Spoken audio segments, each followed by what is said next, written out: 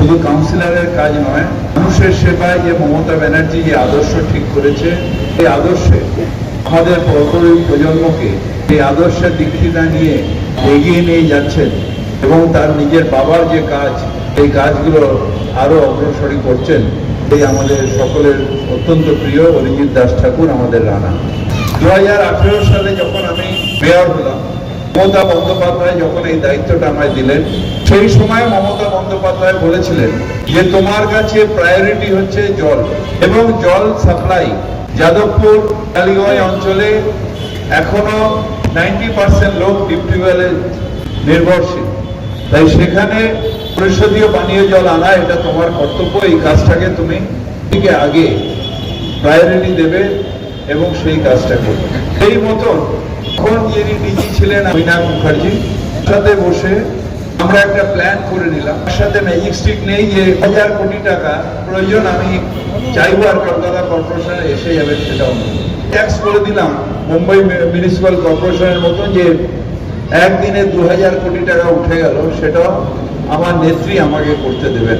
যেটা আমার করণীয় ছিল সেটা হচ্ছে প্ল্যানিং করে আস্তে আস্তে টাকা জোগাড় করে এই বিশাল কর্মকাণ্ড সেইটা করা, এবং সেই কাজটায় আমাদের অমিতাভ বাবু আমাকে যথেষ্ট সাহায্য করেছেন। আমাদের আজকে এই ওয়ার্ডে শুধু 2টো জলাধার হচ্ছে, অর্থাৎ একটা আজকেরটা যেটা হচ্ছে সেটা প্রায় 41 লক্ষ লিটারের, এবং তার জন্য প্রায় 12 কোটি টাকা খরচা।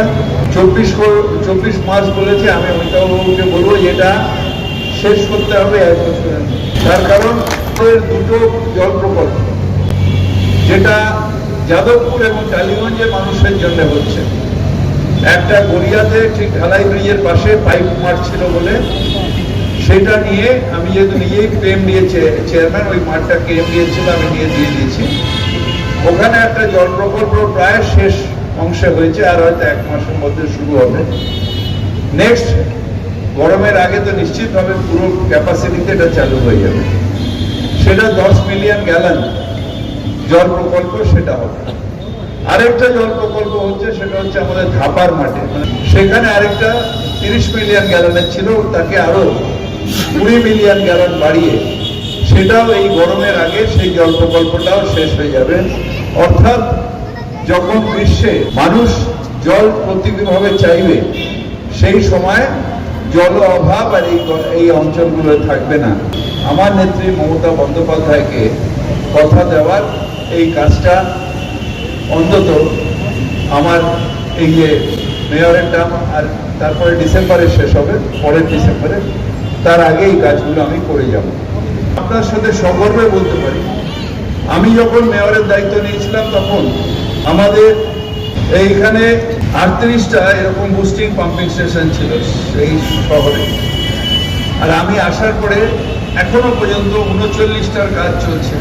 77টা বুস্টিং বা ক্যাপসুল পাম্পিং স্টেশন, এই কাজগুলো এখনো পর্যন্ত হয়েছে। মানে আমি 38টা ছিল আর আমি করেছি 39টা, 77টা, আর আরো 45টা কাজ এইটা নিয়ে আরো 45টা কাজ চলছে। 132টা বুস্টিং পাম্পিং স্টেশন। অনেক দূর থেকে জলগুলো যখন আসে, জলগুলো আস্তে আস্তে তার যে ফ্লোটা হারিয়ে যায়, তখন সে স্লো হয়ে যায়, তার এটা পড়ে যায়। সেই সময় আরেকটা জায়গা থেকে নিয়ে সেখানে তাকে বুস্ট করা হয়, আবার জলটা তার প্রেশারটা আরেকবার বাড়িয়ে দেওয়া হয়, সেই জলটা আবার দৌড়তে থাকে। তাতে যে প্রান্তিক অঞ্চলগুলো যেখানে জলাধারের থেকে অনেক দূরে, সেখানে এগুলো হয়।